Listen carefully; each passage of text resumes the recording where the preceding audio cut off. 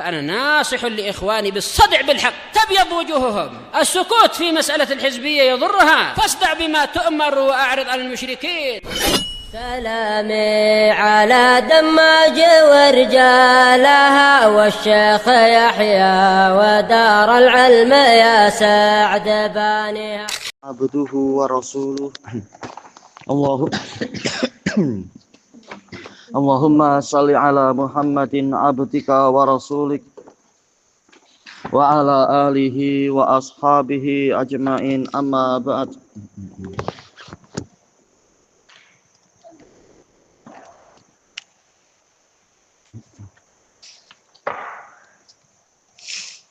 Kita masuk ke muka surat 23 dari pembahasan fikih. Qala hafizahullahu ta'ala at-tamarin, perlatihan. Awalan udkur salasatan. Ini kan betul ya? Min syurutis shalah. Sebutkan tiga dari syarat salat. Enggak apa, kita pusing gini aja. Itu sudah kita lewati, tapi enggak apa. Kita lihat sebanyak apa nanti, iya. Ada Islam, ada apa lagi? Iya, masuk waktu. Ada apa lagi? Berakal, apa lagi? Iya, menutup aurat. Masih ada lagi? Ada lagi? Iya, balik. Ada lagi? Menghadap kiblat. Masih ada lagi? Ayo. Suci dari najis. Di apa saja? Bagian apa saja? Badan, pakaian, dan tempat. Ayo. Ada lagi? Masih? Di tempat yang suci. Tadi sudah. Ya? Ayo, suci dari hadas. Masalah tempat tadi sudah diambil. Ada lagi tak yang belum disebut? Syarat sah salat. Syarat sah salat yang terakhir apa? Terakhir kita dapatkan. Yang terakhir kita dapatkan apa? Apa yang nomor terakhir kita dapatkan? Apa? Iya. Iya betul, itu nomor 9, niat. Masih ada lagi? Habis. Baik. Kemudian sanian yang kedua, ma hukmu man shalla as-sholata qabla waqtiha. Apa hukum orang yang mengerjakan sholat sebelum waktunya? Hukumnya apa? Ya haram. Tapi apalagi? Haram tapi sah atau belum sah? Iya, belum sah. Dianggap dia belum sholat. Karena ini syarat sah sholat. Yang ketiga, hal yajuzu lirrajuli ayyusalliyas shalah. Apakah boleh seorang lelaki itu mengerjakan sholat walaisa ala mangkibaihi syai', dalam keadaan tidak ada apa-apa di kedua pundaknya? Boleh atau tidak boleh? Tidak boleh. Yang keempat, malladzi yajibu alal mar'ah satruhu. Apa yang wajib atas wanita untuk menutupinya? Fi shalah, di dalam sholat. Idza sholat, jika dia mengerjakan sholat amama rijali ajanib, di hadapan lelaki yang bukan mahram. Iya, di hadapan lelaki, iya, tutup muka. Demikian pula apa? Mungkin telapak tangan kalau ada yang di depan. Atau mungkin ada kamera-kamera. Bahaya memang jadinya sekarang situasi di beberapa masjid, di mayoritas masjid. Dan yang semacam itu. Khamisan yang kelima, ikhtaril ijabata shahihah. Pilihlah jawaban yang benar. Idza sholatil mar'ah, jika wanita mengerjakan sholat, walaisa indaha rijalun ajanib. Rijalun ajanib. Baik. Tidak ada di dekatnya itu lelaki yang bukan mahram. Fayajuzulaha an takshif, dia boleh untuk menyingkapkan pertama al-wajh wasya'ar. Pak Ahmad, betul atau tidak betul? Iya, tidak betul. Kemudian yang kedua, al-kaf wasya'ar, telapak tangan dan rambut. Iya, tidak betul. Yang ketiga al-yad wal qadam. Tangan dan telapak kaki. Iya, tak betul. Tuh. Siapa yang tak nampak? Mana si Halim? Mana si Halif? Sedang apa? Nah, coba panggil. Malam sudah diizinkan main bola. Insya Allah masih selamat kan kakinya. Damat biasa orang pada main bola, cuma pulang anak tengok ada yang sudah diangkut-angkut karena berdarah-darah. Resiko. Ini sudah selesai. Sudah selesai ya. Kemudian kita masuk ke muka surat 24. Adar susalis as-sutrah. Kenapa? Oh, anak lompat tadi. Yang keempat ya. Al-wajh wal kaf wal qadam. Ada wajah, ada telapak tangan dan ada telapak kaki. Berarti siapa? Solihin, ya? Iya, yaitu boleh. Tayyib. Kemudian kita masuk ke muka surat 24. Pelajaran yang ketiga adalah masalah sutroh. Masalah apa? Yaitu penghadang di hadapan orang yang sholat. As-sutroh hiya ma yaj'aluhul musalli amamah. Yang namanya sutroh adalah sesuatu yang diletakkan. Asal yaj'alu sih dijadikan ya, tidak masalah, boleh. Diletakkan oleh orang yang sholat di hadapannya. Liman ilmurur, untuk menghalangi adanya perlewatan, yaitu menghalangi orang melintas, orang atau yang lainnya. Baina yadaih, di hadapan dia, baik orang ataukah kucing. Tapi yang mampu dicegah. Kalau semut terlalu kecil, susah kita. Tahu-tahu malah semut terpijak mati, malah merepotkan. Tapi yang mungkin mudah untuk ditolak. Ya, murur, melintas, melewati. Gimana kalau yang lewat gajah gimana? Kita tolak gini. Atau kita pegang belalainya, kita singkirkan. Boh, kuat sangat. Ya kalau tak mampu sudah kita yang mengalah. Kambing pun Rasulullah mencontohkan apa? Kalau cara mengalahnya adalah beliau betul-betul mendekat ke sutroh, sedekat-dekatnya, biar kambingnya lewat di belakang, jangan lewat di depan. Kemudian dikatakan di sini, ma hukmus sutroh, apa hukum sutroh? As-sutrotu wajibah, sutroh itu wajib.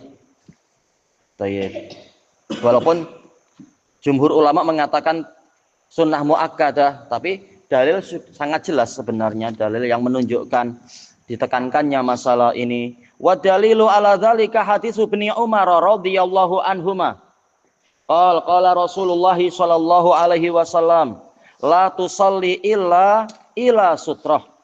Janganlah engkau salat kecuali kepada sutrah. Akhrajahu Ibnu Khuzaimah. Ini salah satu, masih banyak dalil-dalil yang lain tentang ini.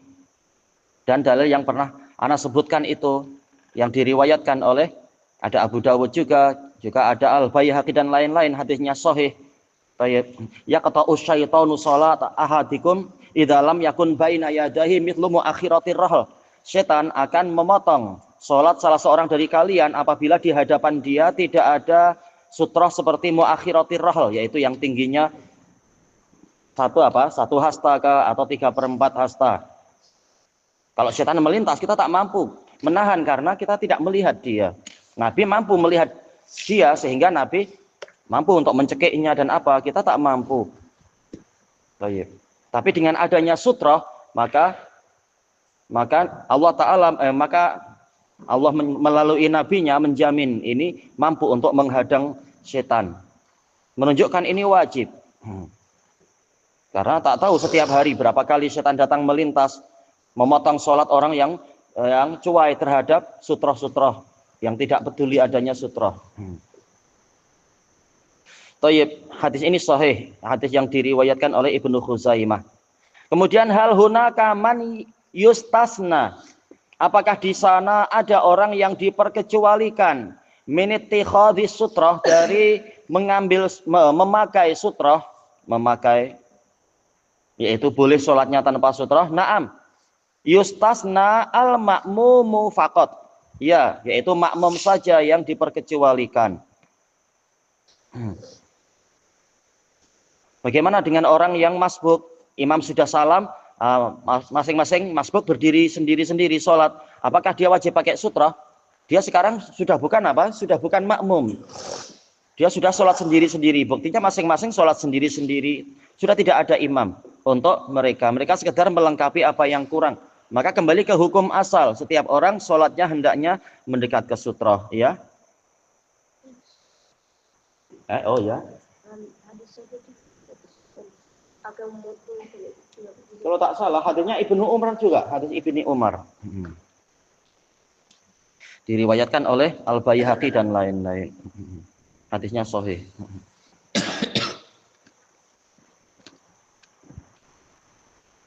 Baik, kemudian fa innahu la yattakhidhu sutroh, karena makmum itu tidak perlu memakai sutroh. Ya, kalau masing-masing pakai sutroh susah, karena apa? Ya, namanya jamaah banyak sekali. Terutama yang di belakang imam atau di belakang makmum yang lain. Nanti jangan-jangan apa? Silap buntutnya kena sutroh, tolak-tolak sutroh atau malah menduduki sutroh, misalkan, kasihan nanti sakit. Jadi, maka dengan hikmah ini dan sebagainya, maka cukup imam saja, yaitu Nabi mencontohkan hanya imam yang memakai sutroh. Kemudian li'annahu sallallahu alaihi wasallam kana yattakhidhu sutroh, karena Nabi sallallahu alaihi wasallam memakai sutroh, beliau sebagai imam. Baik. Wala yattakhidhuha ahadun mimman khalfah, dan tidak ada seorang pun yang di belakang Nabi, yaitu para makmum, yang memakai sutroh. Ini dilihat dari hadis apa sih? Yaitu hadis Ibni Abbas, muttafaqun alaih. Dan dibahas oleh Imam Bukhari di dalam Sahih beliau. Dibahas tapi istilahnya apa itu? Dibuat tajuk terkait dengan masalah ini. Bahwasanya sutroh itu hanya imam yang wajib, makmum tidak perlu. Fasutratul imam sutratun liman khalfah, maka sutrohnya imam itu adalah sutroh untuk orang yang di belakangnya. Ada hadis ini, hadisnya diperselisihkan ulama apakah boleh dihasankan atau tidak. Yang mengatakan hasan pun tidak masalah. Tapi memang ini jadi tajuknya Imam Bukhari, sutratul imam sutratun liman khalfah. Sutrohnya imam itu sudah menjadi sutroh untuk orang yang di belakangnya. Ma hukmul mururi baina yadail musalli, apa hukum melintas di hadapan orang yang sholat? Yahrumu, yaitu diharamkan, al murur baina yadail musalli, melintas di hadapan orang yang sholat. Li hadis Abi Juhaim, berdasarkan hadis Abi Juhaim radhiyallahu an, qala Rasulullah sallallahu alaihi wasallam, lau ya'lamul marru, seandainya orang yang melintas itu mengetahui, al-marru apa? Baina yadail musalli, orang yang melintas di hadapan orang sholat itu tahu, madza alaih, apa yang menjadi dosa dia, madza alaih yaitu apa yang akan menjadi dosa dia. Lakana ayyaqifa arba'in, niscaya dia berdiri 40 masa, khairan lah, itu lebih baik baginya, lebih baik untuknya, min ayyamurra baina yadaih, daripada dia melintas di hadapannya. Kita berdiri beberapa menit saja sudah malas kalau tidak ada sesuatu yang mengharuskan, apalagi 40 masa, entah berapa lama itu tak tahu. Tayyib, muttafaqun alaih. Berarti menanti sholatnya orang yang sholat sehingga kita mendapatkan jalan itu masih lebih ringan, paling berapa menit kan dia sholat. Terutama kalau di kampung-kampung, orang paling kulhu sama apa? Sama muawwidatan, atau kulhu dengan apa mungkin? Ya ayyuhal kafirun, atau ina misalkan. Cuma kalau tahu-tahu dia membaca alif lam mim, siap-siap apa?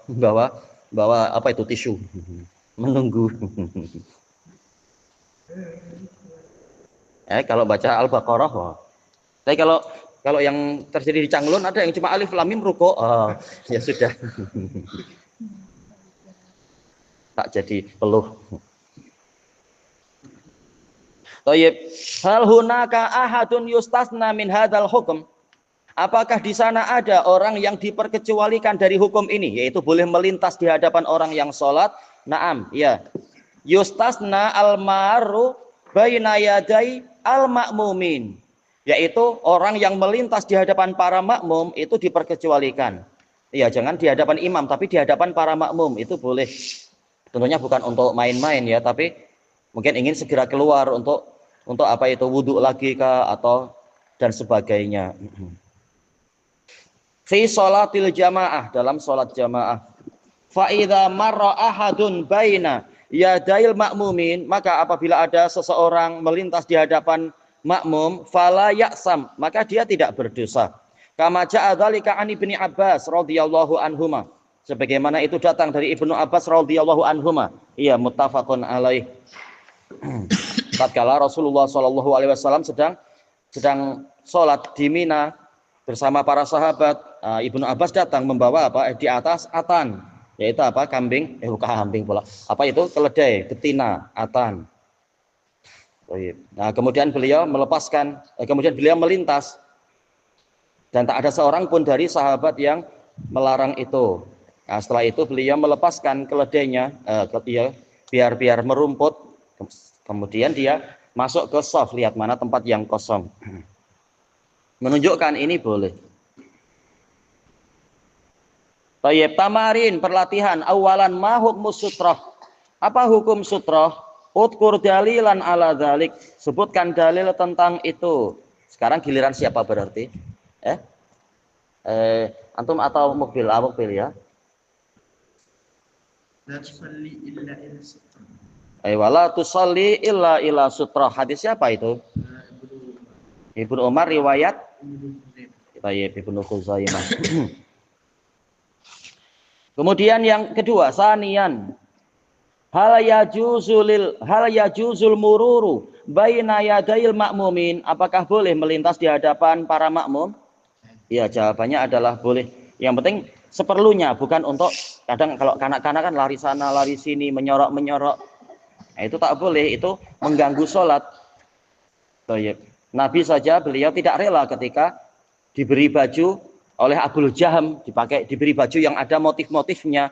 Kata beliau terus menerus alam, yaitu apa, motif-motif yang motif di sini panggil motif juga.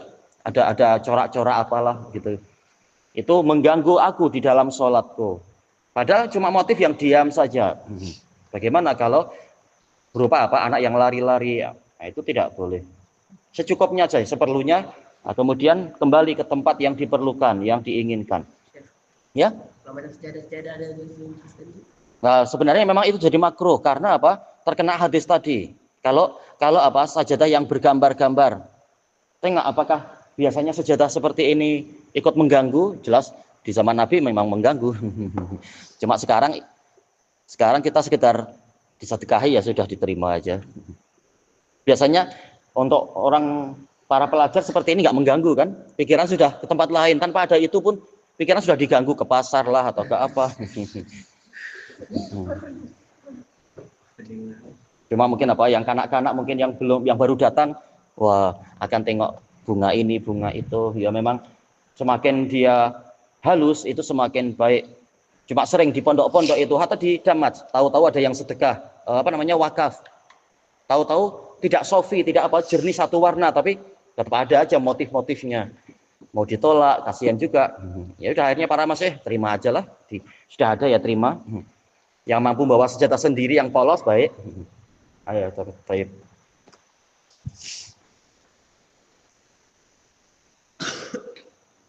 Kemudian yang ketiga, hal alal makmumi sutrah, apakah makmum wajib untuk memakai sutrah?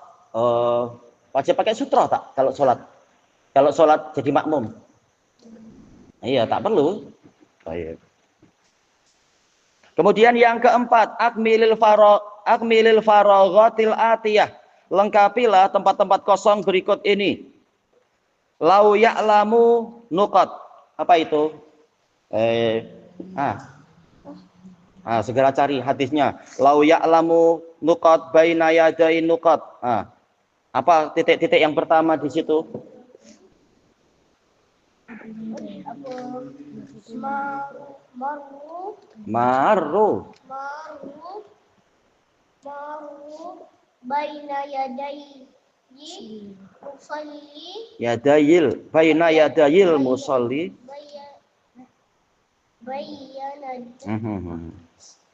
Baina yadayil musalli ayo musalli. maza Mada alaihi lakana an ay yaqifa arba'ina khairan lahu min ayyamurra baina yadayhi. Baik. Baik. Ani bin Umar radhiyallahu anhuma qala Rasulullah sallallahu alaihi wasallam la tusalli illa ila ewa sutra. Baik, ilahuna wallahu a'lam. Ya? Kalau kita pernah duet lari bang, Maksudnya untuk berjaga-jaga, insya Allah tak masalah. Tak masalah.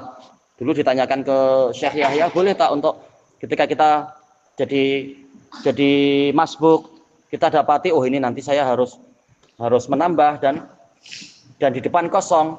Nah, kemudian saya meletakkan sutroh, bukan meniatkan sebagai sutroh sekarang, tapi nanti. Kata Syekh Yahya boleh. Ini sekedar apa? Memudahkan daripada nanti gerak jauh-jauh. Iya, dulu beliau menjawab boleh.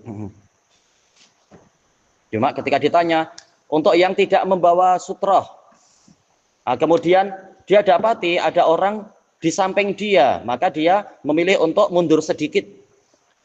Apakah boleh? Kata saya ini nggak ada dalilnya. Tapi kalau maju boleh. Cuma ya tentunya pendapat yang betul adalah dalilnya umum, ya kan? Nabi mengatakan wal yadnu minha, mendekat. Mendekat apakah wajib ke depan? Namanya mendekat, cari mana yang terdekat. Kalau terdekat adalah kita mundur sedikit, sudah cukup, alhamdulillah. Untuk apa? Berjalan tiga langkah ke depan. Nabi tidak menyuruh hanya ke depan, tapi mendekat. Nah, lihat mana yang terdekat. Baik. Intinya adalah apa? Mana yang mendekat ke sutroh. Nah, lihat bagaimana kita melaksanakan dengan gerakan yang sesedikit mungkin. Baik. Nah, kalau kita mampu menyiapkan sutroh, malah tak perlu gerak banyak-banyak nanti ketika sudah waktunya diperlukan. Jadi memang tidak masalah insya Allah. Wallahu a'lam.